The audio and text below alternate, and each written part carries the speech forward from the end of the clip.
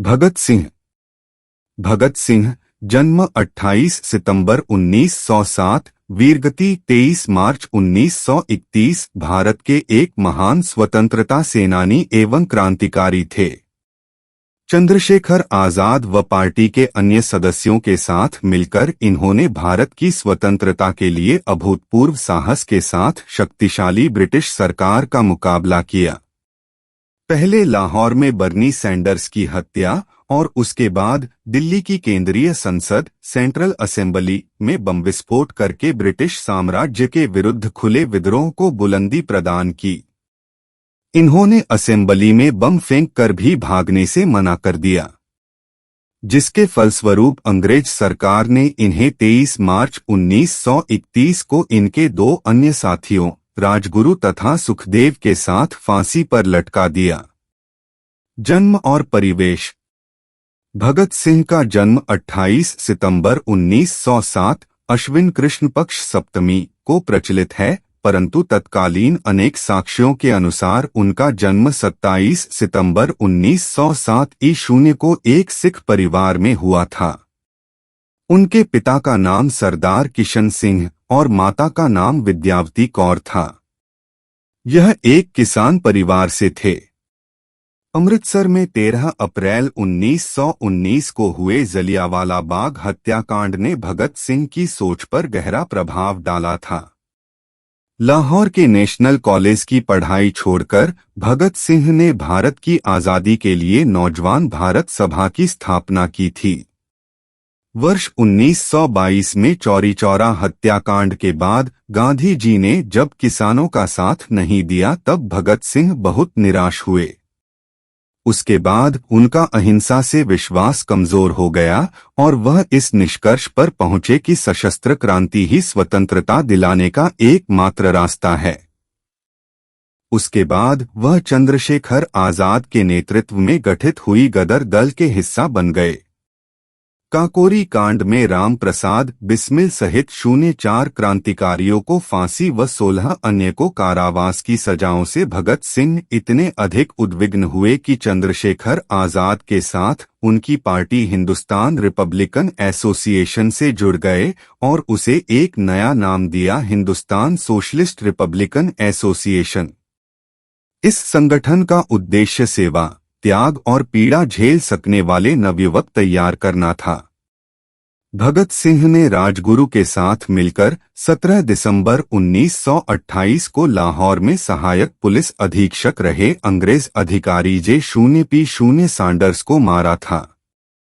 इस कार्रवाई में क्रांतिकारी चंद्रशेखर आजाद ने उनकी पूरी सहायता की थी। क्रांतिकारी साथी बटुकेश्वर दत्त के साथ मिलकर भगत सिंह ने वर्तमान नई दिल्ली स्थित ब्रिटिश भारत की तत्कालीन सेंट्रल असेंबली के सभागार संसद भवन में 8 अप्रैल 1929 को अंग्रेज सरकार को जगाने के लिए बम और पर्चे फेंके थे। बम फेंकने के बाद वहीं पर दोनों ने अपनी गिरफ्तारी भी दी। क्रांतिकारी गतिविधियां। उस समय भगत सिंह करीब 12 वर्ष के थे जब जलियांवाला बाग हत्याकांड हुआ था।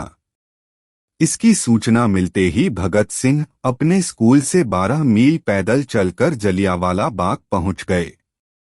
इस उम्र में भगत सिंह अपने चाचाओं की क्रांतिकारी किताबें पढ़कर सोचते थे कि इनका रास्ता सही है कि नहीं। गांधी जी का असहयोग आंदोलन छिड़ने के बाद वे गांधी जी के अहिंसात्मक तरीकों और क्रांतिकारियों के हिंसक आंदोलन में से अपने लिए रास्ता चुनने लगे। गांधी जी के असहयोग आंदोलन को रद्द कर देने के कारण उनमें थोड़ा रोष उत्पन्न हुआ, पर पूरे राष्ट्र की तरह वो भी महात्मा गांधी का सम्मान करते थे। पर उन्होंने गांधी जी के अहिंसात्मक आंदोलन की जगह देश की स्वतंत्रता के लिए हिंसात्मक क्रांति का मार्ग अपनाना अनुचित नहीं समझा। उन्होंने जुलूसों में भाग लेना प्रारंभ किया तथा कई क्रांतिकारी दलों के सदस्य बने। उनके दल के प्रमुख क्रांतिकारियों में चंद्रशेखर आजाद, सुखदेव, राजगुरु इत्यादि थे। काकोरी कांड में 4 क्रांतिकारियों को फांसी व 16 अन्य को कारावास की सजाओं से भगत सिंह इतने अधिक उद्विग्न हुए कि उन्होंने 1928 में अपनी पार्टी नौजवान भारत सभा का हिंदुस्तान रिपब्लिकन एसोसिएशन में विलय कर दिया और उसे एक नया नाम दिया, हिंदुस्तान सोशलिस्ट रिपब्लिकन एसोसिएशन। लाला जी की मृत्यु का प्रतिशोध। 1928 में साइमन कमीशन के बहिष्कार के लिए भयानक प्रदर्शन हुए। इन प्रदर्शनों में भाग लेने वालों पर अंग्रेजी शासन ने लाठीचार्ज भी किया। इसी लाठीचार्ज से आहत होकर लाला लाजपत राय की मृत्यु हो गई। अब इनसे रहा न गया। एक गुप्त योजना के तहत इन्होंने पुलिस सुपरिंटेंडेंट स्कॉट को मारने की योजना सोची गई योजना के अनुसार भगत सिंह और राजगुरु लाहौर कोतवाली के सामने व्यस्त मुद्रा में टहलने लगे। उधर जयगोपाल अपनी साइकिल को लेकर ऐसे बैठ गए जैसे कि वो खराब हो गई हो। गोपाल के इशारे पर दोनों सचेत हो गए। उधर चंद्रशेखर आजाद पास के D0A0 स्कूल की चहार दीवारी के पास छिपकर घटना को अंजाम देने में रक्षक का काम कर रहे थे।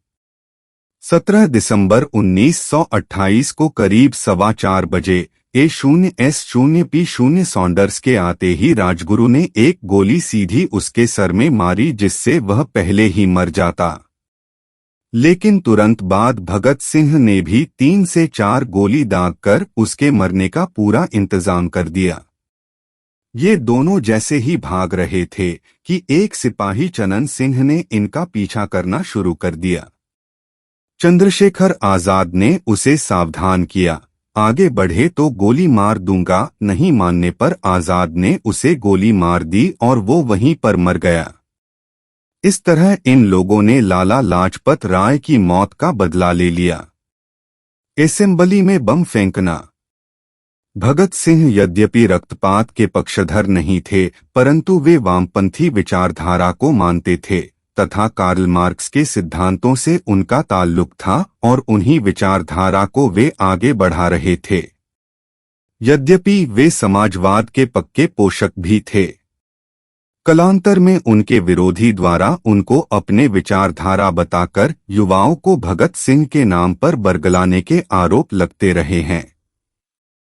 कांग्रेस के सत्ता में रहने के बावजूद भगत सिंह को कांग्रेस शहीद का दर्जा नहीं दिलवा पाए, क्योंकि वे केवल भगत सिंह के नाम का इस्तेमाल युवाओं को अपनी पार्टी से जोड़ने के लिए करते थे। उन्हें पूंजीपतियों की मजदूरों के प्रति शोषण की नीति पसंद नहीं आती थी। उस समय चूंकि अंग्रेज ही सर्वेसर्वा थे तथा बहुत कम भारतीय उद्योगपति उन्नति कर पाए थे, अतः अंग्रेजों के मजदूरों के प्रति अत्याचार से उनका विरोध स्वाभाविक था। मजदूर विरोधी ऐसी नीतियों को ब्रिटिश संसद में पारित न होने देना उनके दल का निर्णय था। सभी चाहते थे कि अंग्रेजों को पता चलना चाहिए कि हिंदुस्तानी जाग चुके हैं और उनके हृदय में ऐसी नीतियों के प्रति आक्रोश है। ऐसा करने के लिए ही उन्होंने दिल्ली की केंद्रीय असेंबली में बम फेंकने की योजना बनाई थी। भगत सिंह चाहते थे कि इसमें कोई खून खराबा न हो और अंग्रेजों तक उनकी आवाज भी पहुंचे। हालांकि प्रारंभ में उनके दल के सब लोग ऐसा नहीं सोचते थे, पर अंत में सर्वसम्मति से भगत सिंह तथा बटुकेश्वर दत्त का नाम चुना गया। निर्धारित कार्यक्रम के अनुसार 8 अप्रैल 1929 को केंद्रीय असेंबली में इन दोनों ने एक ऐसे स्थान पर बम फेंका जहां कोई मौजूद न था, अन्यथा उसे चोट लग सकती थी। पूरा हाल धुएं से भर गया। भगत सिंह चाहते तो भाग भी सकते थे, पर उन्होंने पहले ही सोच रखा था कि उन्हें दंड स्वीकार है, चाहे वह फांसी ही क्यों न हो, अतः उन्होंने भागने से मना कर दिया। उस समय वे दोनों खाकी कमीज तथा निकर पहने हुए थे। बम फटने के बाद उन्होंने इंकलाब जिंदाबाद, साम्राज्यवाद मुर्दाबाद का नारा लगाया और अपने साथ लाए हुए पर्चे हवा में उछाल दिए। इसके कुछ ही देर बाद पुलिस आ गई और दोनों को गिरफ्तार कर लिया गया। जेल के दिन जेल में भगत सिंह करीब 2 साल रहे। इस दौरान वे लेख लिखकर अपने क्रांतिकारी विचार व्यक्त करते रहते थे। जेल में रहते हुए भी उनका अध्ययन लगातार जारी रहा। उनके उस दौरान लिखे गए लेख व सगे संबंधियों को लिखे गए पत्र आज भी उनके विचारों के दर्पण हैं। अपने लेखों में उन्होंने कई तरह से पूंजीपतियों को अपना शत्रु बताया है। उन्होंने लिखा कि मजदूरों का शोषण करने वाला चाहे एक भारतीय ही क्यों न हो, वह उनका शत्रु है। उन्होंने जेल में अंग्रेजी में एक लेख भी लिखा जिसका शीर्षक था मैं नास्तिक क्यों हूँ। 12-13 जेल में भगत सिंह व उनके साथियों ने 64 दिनों तक भूख हड़ताल की। उनके एक साथी यतीन्द्रनाथ दास ने तो भूख हड़ताल में अपने प्राण ही त्याग दिए थे। फांसी 26 अगस्त 1930 को अदालत ने भगत सिंह को भारतीय दंड संहिता की धारा 129, 302 तथा विस्फोटक पदार्थ अधिनियम की धारा 4 और 6F तथा आईपीसी की धारा 120 के अंतर्गत अपराधी सिद्ध किया। 7 अक्टूबर 1930 को अदालत के द्वारा 68 पृष्ठों का निर्णय दिया, जिसमें भगत सिंह, सुखदेव तथा राजगुरु को फांसी की सजा सुनाई गई। फांसी की सजा सुनाए जाने के साथ ही लाहौर में धारा 144 लगा दी गई। इसके बाद भगत सिंह की फांसी की माफी के लिए प्रिवी परिषद में अपील दायर की गई, परंतु यह अपील 10 जनवरी 1931 को रद्द कर दी गई। इसके बाद तत्कालीन कांग्रेस अध्यक्ष पं मदन मोहन मालवीय ने वायसराय के सामने सजा माफी के लिए 14 फरवरी 1931 को अपील दायर की कि वह अपने विशेषाधिकार का प्रयोग करते हुए मानवता के आधार पर फांसी की सजा माफ कर दें। भगत सिंह की फांसी की सजा माफ करवाने हेतु महात्मा गांधी ने 17 फरवरी 1931 को वायसराय से बात की। फिर 18 फरवरी 1931 को आम जनता की ओर से भी वायसराय के सामने विभिन्न तर्कों के साथ सजा माफी के लिए अपील दायर की। यह सब कुछ भगत सिंह की इच्छा के खिलाफ हो रहा था, क्योंकि भगत सिंह नहीं चाहते थे कि उनकी सजा माफ की जाए। 23 मार्च 1931 को शाम में करीब 7:33 पर भगत सिंह तथा इनके 2 साथियों सुखदेव व राजगुरु को फांसी दे दी गई। 14 फांसी पर जाने से पहले वे लेनिन की जीवनी पढ़ रहे थे और जब उनसे उनकी आखिरी इच्छा पूछी गई तो उन्होंने कहा कि वह लेनिन की जीवनी पढ़ रहे थे और उन्हें वह पूरी करने का समय दिया जाए। 15 कहा जाता है कि जेल के अधिकारियों ने जब उन्हें यह सूचना दी कि उनके फांसी का वक्त आ गया है तो उन्होंने कहा था, ठहरिए, पहले एक क्रांतिकारी दूसरे से मिल तो ले। फिर 1 मिनट बाद किताब छत की ओर उछालकर बोले, ठीक है, अब चलो। फांसी पर जाते समय वे तीनों मस्ती से गा रहे थे, मेरा रंग दे बसंती चोला, मेरा रंग दे, मेरा रंग दे बसंती चोला, माए रंग दे बसंती चोला।